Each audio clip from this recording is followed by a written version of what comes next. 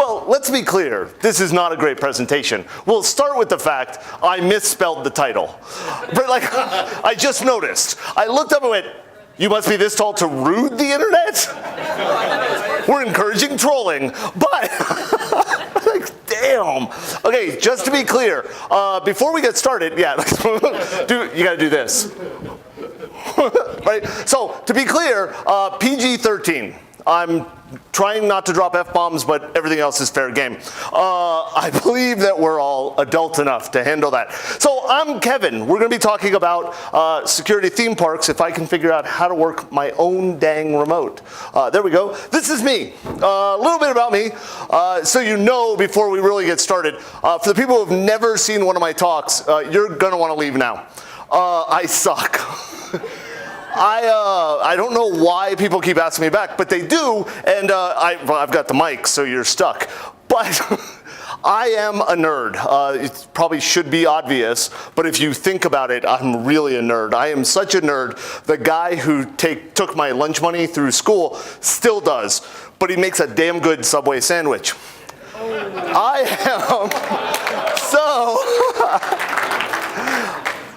I am, yeah, Doug is keeping track of all the jokes I tell that he's already heard too many damn times.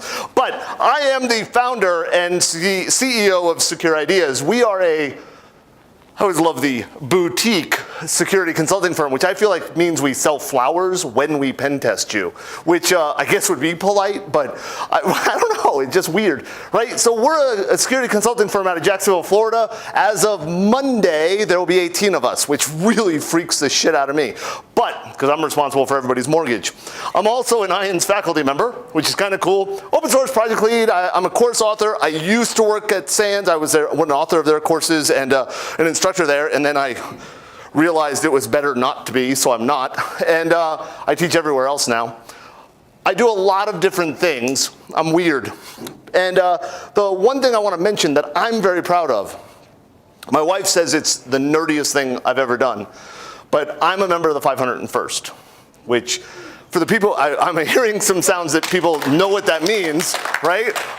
We are a group. There's, as of the last census, which census is going on right now, so this number will change, there were 12,000 of us worldwide, and last year we raised something like $11 million indirectly, right? We build screen accurate, I always say realistic, and then my wife says, Kevin, they're not real. But they're real, you can touch them. Screen accurate Star Wars costumes, and then we raise money for charity. We go and do hospital visits, things like that.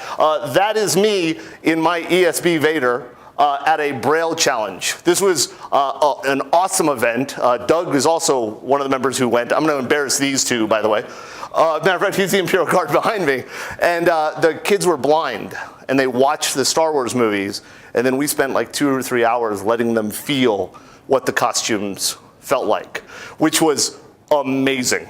Now, I do have to point out that one of the guys who works at Secure Ideas, Larry, was also there, and I will say that he walked up to a blind kid and did this, and when the kid didn't give him a high five, he went, "Don't you see me hanging here?" Which was really inappropriate, right?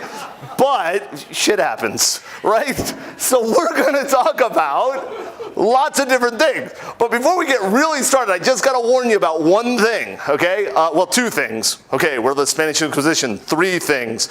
But 1, I am full of tangents. I will try to keep us on track, but like I said, I'm full of tangents. I'm full of lots of things. My eyes are brown. And I have a sense of humor. Now, I think you misheard me. Many of you in this room heard me say I have a good sense of humor. You were nice enough to add a word, because I didn't say good. I said I had a sense of humor. I find myself to be hilarious. For example, my current favorite joke, and as Doug will point out, it's been my current favorite joke for way too damn long. Do you guys know why Walmart wasn't hacked? They're not a target. See? Right? I actually got to introduce the CISO of Walmart at an event, and I told that joke, and he wouldn't shake my hand. like this, and he went, and I'm like, damn it, you got the good side of the joke. But I said you weren't, But what are we going to talk about today? We're going to talk about a bunch of stuff, and if this remote ever decides to work. There. I don't think I need to say this stuff, right? Security is important. It's a big topic. It blows my mind, right? I've been in IT for 26 years. Like I said, nerdy, right? In 1991, I got my first professional job writing code and running a network for a company out of Delray. In that time frame, security has always been something I thought about. Now, I want to be very clear. For the first very large portion of my job, thought about wasn't really good. It wasn't until I got hacked. The company I was working for got compromised, and it pissed me off. And I said to myself, this is never fucking happening again. I broke my rule. It's never fucking happening again. Right? 6 months later, we got compromised again. So I was wrong, but it blows my mind that I now have people calling me up, friends, relatives, people at Publix, grocery store by us, great subs. They are. I'm a fat guy. I like food. Just random, like, oh, what do you do? I work in security. Oh my gosh, I got malware and it's so weird. I don't know how I did it. Or ransomware. I do want to say, if anybody here, how many people here are members of Anonymous? It's worth a shot, right? But if you are a ransomware author, can you please do me a favor? The next piece of ransomware you write and distribute, could you use the font, you know, the display, the message that says pay us crap, whatever, because we're assholes. Could you please use a font that is the cutout letters from a magazine? Like, I am so upset that no ransomware author has done that yet. They are missing an opportunity. But security is something people are talking about, right? Oh my God, Equifax got hacked. No shit. Right? Like, this is what happens, but people are thinking about it. People are actually worried about their job. They're worried about their information.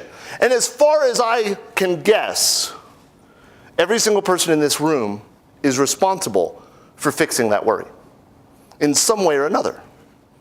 Maybe your way of fixing it is my way. I get to be the professionally evil guy, right? I get to break in and go, wow, your baby's ugly. Fix that. Or maybe you're the blue team guy that has to fix the problems and has to defend it. Maybe you're the person who's responsible for coming up with the policies. Maybe you're the person who sadly only gets to deal with compliance. Sorry. Your job sucks.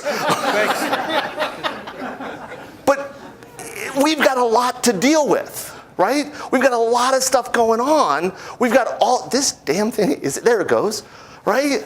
Because this is a fun slide to build. To be clear, this is 2017. And it's not complete. We ran out of room on the slide for companies who have announced significant compromise. The fact that we have to qualify that with significant should embarrass every one of us. Because I don't think there's anybody in this room who is brand new to the idea that we have to secure stuff. And it really bothers me, right? Because we hear all the time, it was an advanced attack. Really? What was so advanced about it? They sent an email in. Okay. I'm waiting for the advanced. It had a link. Okay. Somebody clicked it. No shit, Sherlock. Watson could figure that out. Right, like people, every single time a company says, we were compromised, it was an advanced attack, and then they go into a description of email, we should set their building on fire. Right, so it's just done. That's not advanced. We do phishing attacks, right? We had a guy, we were doing a phishing attack with permission. We had a guy click the link in the email 125 times. We had to call the company up and say, could you please go tell Bob to stop fucking clicking? The client said to us, can your server not handle 125 clicks? Really, that's your worry, right? No, we can understand 120, we can handle 125 clicks. We're using AWS. right? The problem is, what else is he clicking? He tried 3 different devices. That dude wanted that security awareness training. What was your lure that was so enticing? Not telling you, man. We sell that. But all seriousness, I don't remember which lure we used. Okay, or I would actually tell you, right? We did one lure. We sent out an email out to a company. We pretended to be the head of HR. And we said, due to the Obamacare, ACA, Trump crap, right, going on in DC right now, open enrollment has moved up to next week. Please click the link below or you may not have benefits next year, right? Something like 99% of the people clicked the link. I don't remember the exact number, right? The head of HR clicked the link. It came from her. People are stupid. And I say that with me being a people. This is the problem. And it made worse, right? Because we laugh at them. Don't get me wrong, I like the fact you're laughing. You're laughing at the right jokes. But us laughing at them isn't actually helping, right? We actually have a problem with all this stuff. And we need to fix it. Because as I look out there, as I look at the compromises and the breaches, and let's be clear, I don't do incident response anymore. Because it really started to piss me off. I mean that. Like you go into companies, right? There are companies right now that I won't drive by with my credit card in my wallet. They're so insecure.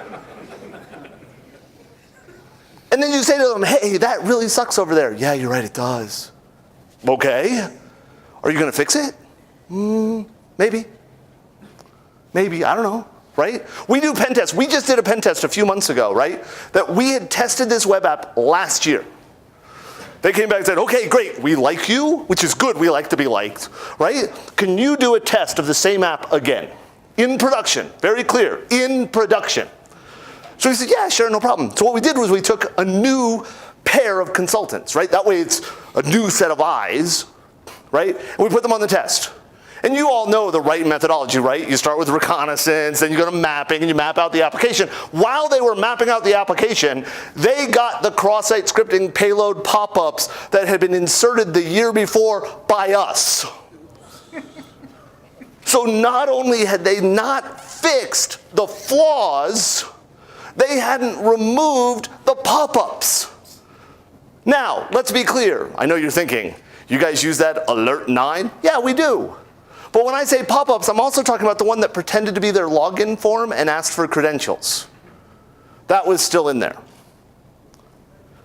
They didn't even fix our injections on a production system that real people were using. That's a problem. That's what we have to fix. So what do, right? Well, one of the biggest things, and in my opinion, and I know you guys are going to laugh, this is something PCI got right. I know. Yeah.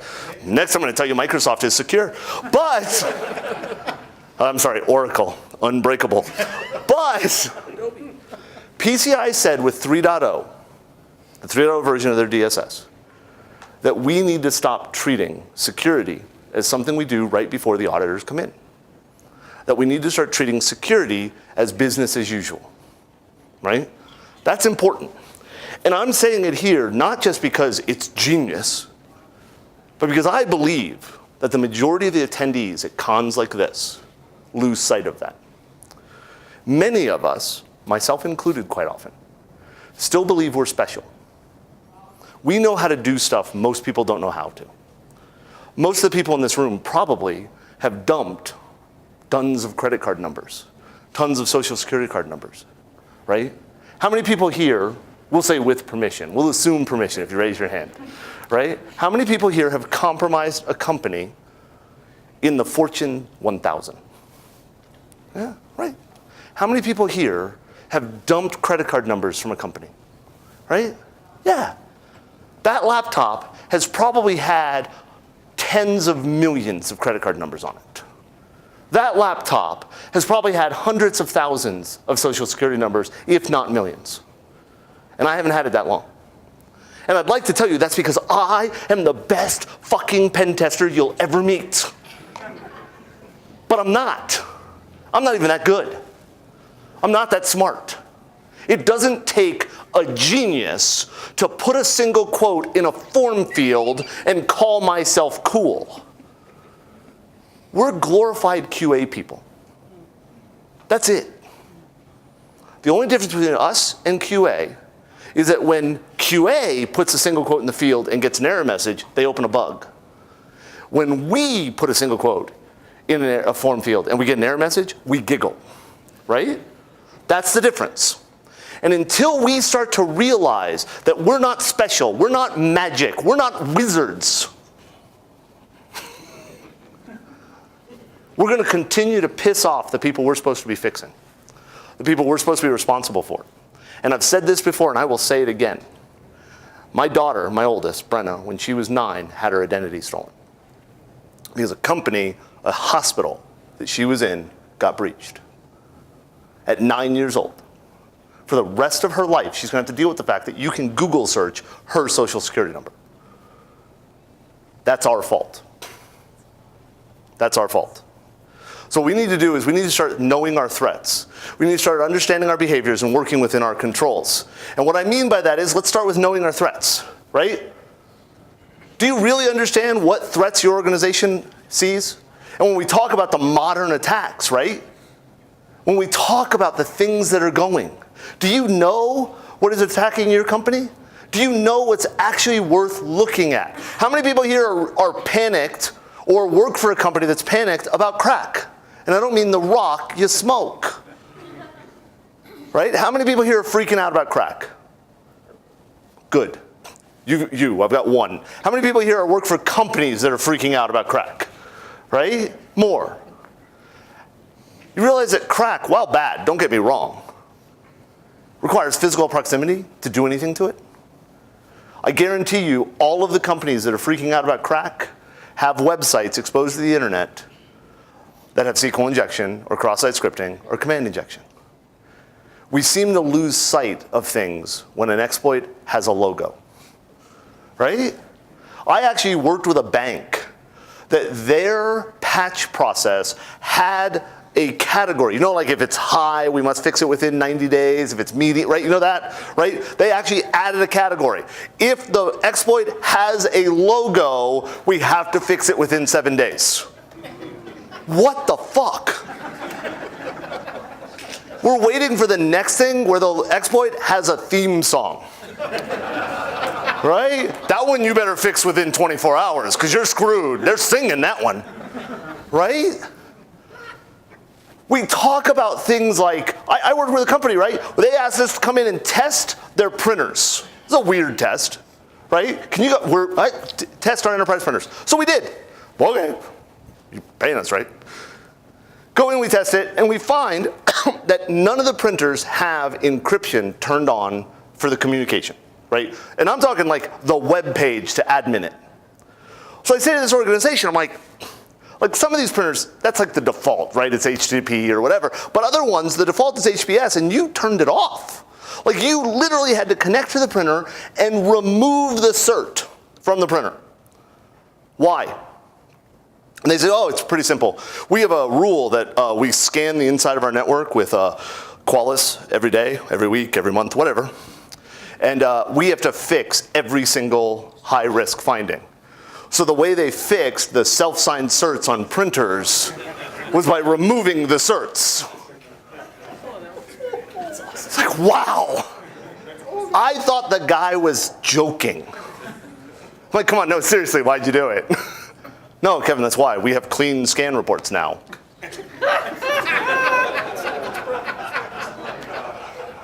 I just got dumber hearing that. Now, did anybody catch the problem with Qualys that I just pointed out? Qualys? No, not Qualys itself, right? It's not Checkmarks, the product that sucks. Qualys doesn't detect login forms on web pages that are over HTTP. Yeah, right? Yeah, by the way, I just want to make it clear. I told the head of sales for Checkmarks that in every single talk I ever give, I will mention that people should not buy their product. I've stuck by that. Don't buy their product. We can talk later about why if you want. Right? We talk about web applications that are threats. People are being attacked through their web apps constantly. And yet, how many people here still have that business critical app that was written by Bob in accounting using the stuff he learned in PHP in 21 seconds, right? And if you try to fix that app, right, oh my God, no, don't fix it. We can pick on Equifax, right? Wow, Equifax. That was an awesome breach. It really was. I want to start a company that I force everybody in the world to give me their financial data, and then I'll charge them to tell them what I've collected and what my opinion of them is. Give me 20 bucks, I'll tell you about your hat. Right? Like, and then we'll get breached. Now, I do want to be clear. I'm going to give them the benefit of the doubt, right? They were breached through a flaw. Everybody's going, oh my God, they didn't patch. You're right, they didn't. But this isn't like next, next, next, continue, right? This was a patch that they had to change their code. They had to update the application. That's a problem. Do you know how to do it? Do you know which of your companies are responsible for that? Do you know the process to get that application that was built 5 years ago that nobody's maintaining but is business critical, right? I'm sorry? Band-aided it with a WAF. They did band-aid it with a WAF. As a matter of fact, with the exploit, the breach notification, not the breach notification, where they leaked the data, the attackers said, no, we don't know the truth, right? But the attackers said they had to get past the WAF, right? Which is good. Now, don't get me wrong. Please do not anybody, people are going, how are you going? Kevin likes Equifax. Fuck no. But, right? We have to know what we're doing. We got to know what's going on. Because people fail. Engineers fail. We're all very, very smart. Except me. We're going to make mistakes. The pictures here, everybody know the pictures here? Aren't they awesome? Right? This was 1977, 79, sometime around then. A whale, an 80-ton whale that was dead, washed up on the beach in Oregon, and they got an engineer, a guy who was an expert, to say, what do we do? And the guy went, I know. Dynamite. If we put 200 cases of dynamite inside the whale, it will vaporize. It didn't vaporize. There's a picture, I don't have it in my slide deck, but there's a picture of a Buick with a 7-foot wide piece of blubber on top of it. It crushed the car. It was awesome. If you watch the video, don't do it right after you ate, because it's disgusting sounding, because you can hear the whale parts hit the ground. But we make mistakes. Please don't blow up a whale. I don't know what else to say, right? We do it, and the business has to do things. We have to understand behaviors. As security people, as the people who are responsible for figuring out what we should fix first, we need to understand how people use it, right? And we always have to have the little pictures, right? The people driving around the gate. My favorite is the dog. Because you know as well as I do that that card probably has default access, right? They went and printed. There's actually one on the internet. It's not in this slide deck. It's a picture. These IBMers gave a cat a card. And my favorite part of it was the picture on the card did not match the cat they gave it to, which means there's 2 cats with access to IBM. But people do dumb things. We do dumb things. I'll tell you, as a pen tester, the number of times I compromise organizations via their security tools. When's the last time you patched SolarWinds? When's the last time you patched the Nessus interface? What's the last, right? Like all of that stuff. Oh no, we got our antivirus up to date. So, are you running Cylance? The best marketing company in the world? As a pen tester, please install Cylance. We don't even notice it. But, you know the rule, right? If a pen tester tells you they like something, get it the hell off your network. I love SharePoint. But people do dumb things.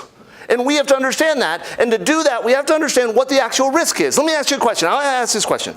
How many people believe that Coca-Cola's biggest risk is their recipe? How many people believe that the recipe for Coke is secret? right? I mean, if you go to the Coke Museum, they'll show you the vault they store it in. But you know, Pepsi doesn't really care about the recipe. People have stolen the recipe. They've called in Pepsi. You know what Pepsi does? They call Coke. Hey, Bill's trying to sell us your recipe. Do you want us to deal with it, or are you going to deal with it? Because Pepsi's not going to come out tomorrow and say, okay, guys, 150 years, we've been doing blind taste tests, and we've been lying. Coke's better. But don't worry, we got the recipe now. Next week, Pepsi Coke is being released. We got you covered. That's not going to happen. Even if you like Pepsi or Coke, right? It's not. Coke's biggest worry, according to a presentation by a guy from Coke, is the freestyle machines, right? You see them, right? You go up there, you get the lime Coke. Oh, lime Coke, right?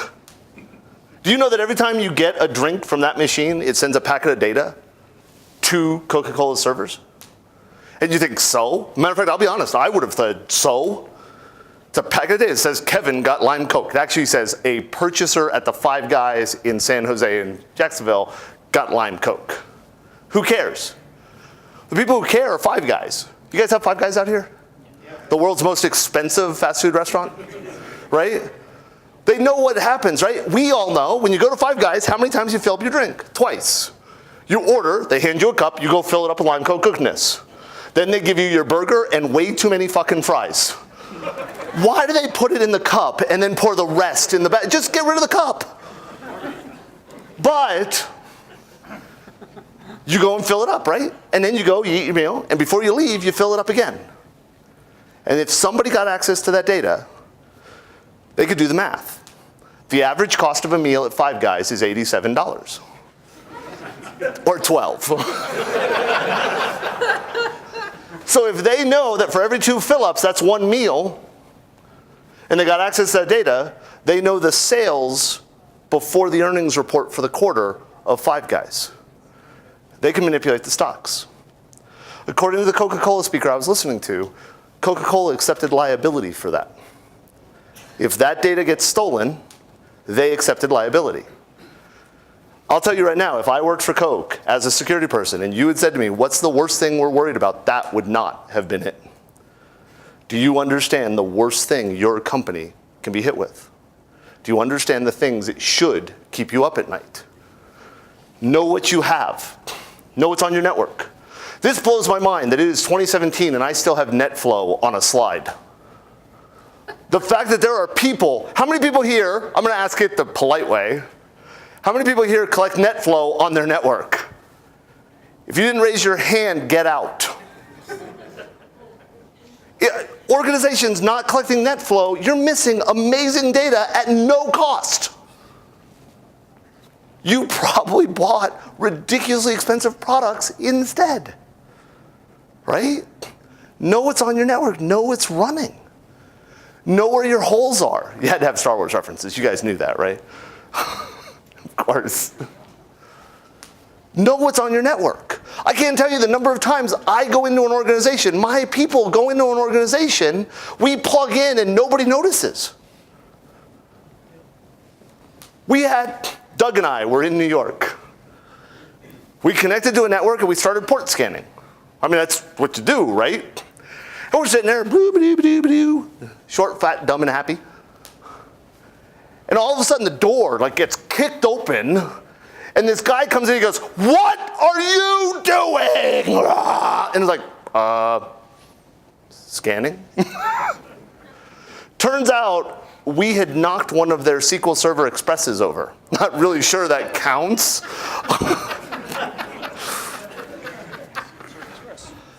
And we broke a critical business app.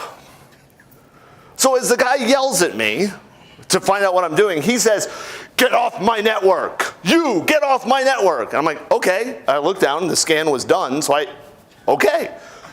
It's still plugged in. And I'm thinking, yeah, okay. So I reached over and I unplugged it. And he goes, okay. And he turned around and he walked out.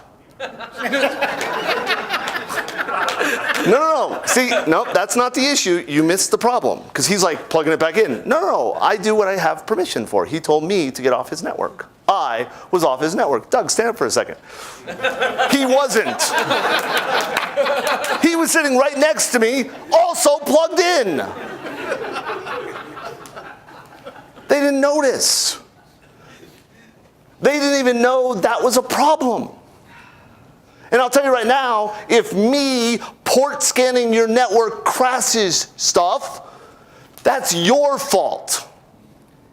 I'll do what I can not to. Don't get me wrong. I'm not like, blah, blah, blah, tearing apart your network.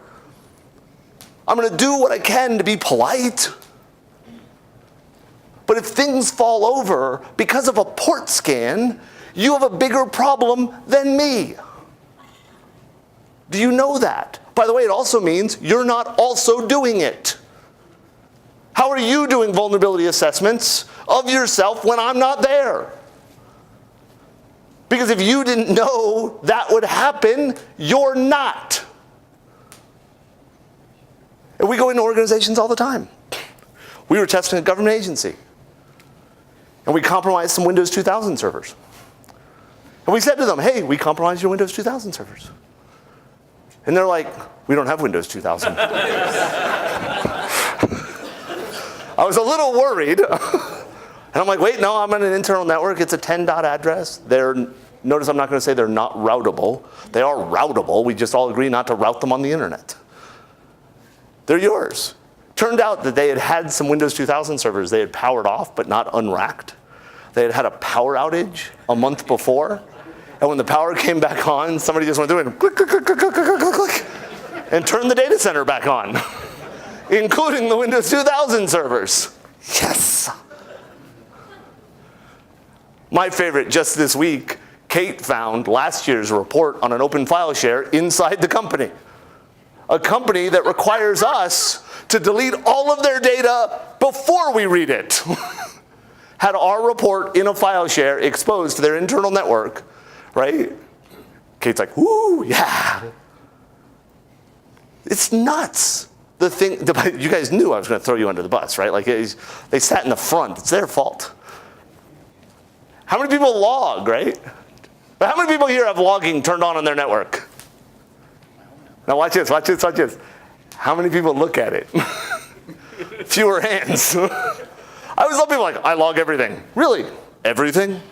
Yes. Do you look at it? When there's a problem. How do you know there's a problem? When I put it on Pastebin? That's how you know. Right? The best part for me is, this is the step most people don't do.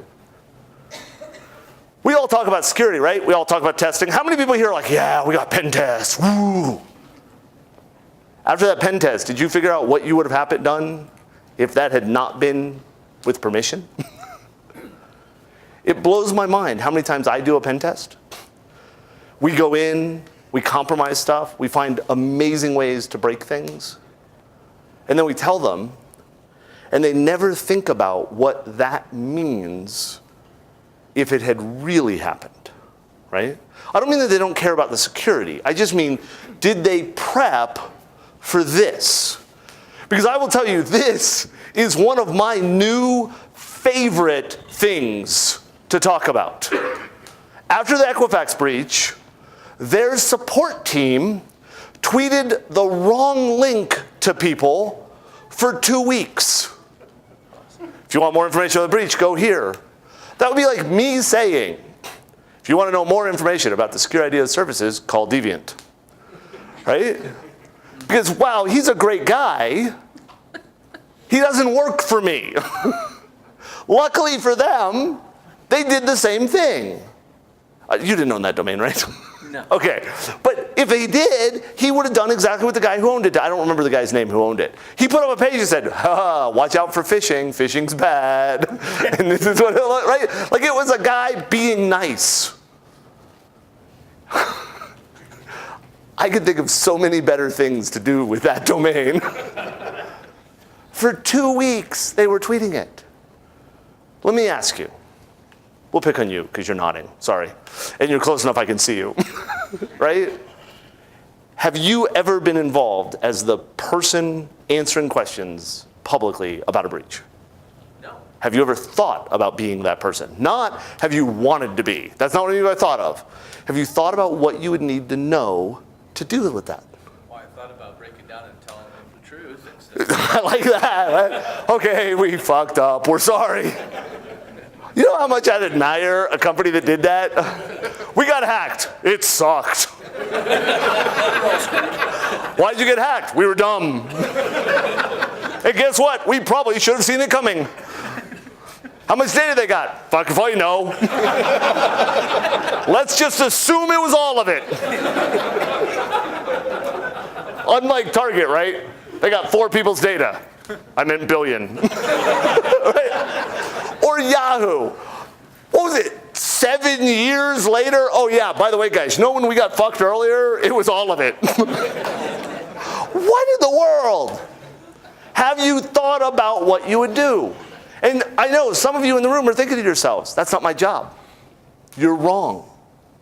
It is your job. And I'm saying that without knowing what your job actually is. Because every person in this room has been and will be part of a breach.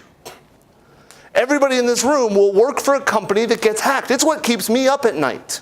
Because while I'd like to say that Secure Ideas is 100% secure, I'm not stupid. I've looked at some of the phishing attacks we send out, and I think to myself, oh shit, I'd click that. I know right now that if you sent an email in that said, you're fired, click here to sign up for Cobra, I'd click it, and I own the company. Because there's a bit of me that'd be like, oh shit, Denise is mad. People are going to screw up. We, all of us, have to be prepared for it. We have to do our damnedest to prevent it. We have to be the people who are saying, ooh, dude, don't do that, right? Whatever that is. We have to be the people that have the right answers. I'm laughing right now about the Amazon key. Oh, see, I'm laughing at you. Just so you know, that was a mistake. Because I said I'm laughing at people at the Amazon key, and he went, oh, bad idea. You know what? It's not a bad idea. It really isn't. Don't get me wrong. This is not me as a hacker. Oh, it's awesome. Please put a smart lock on and tie it to an app so Amazon can come in.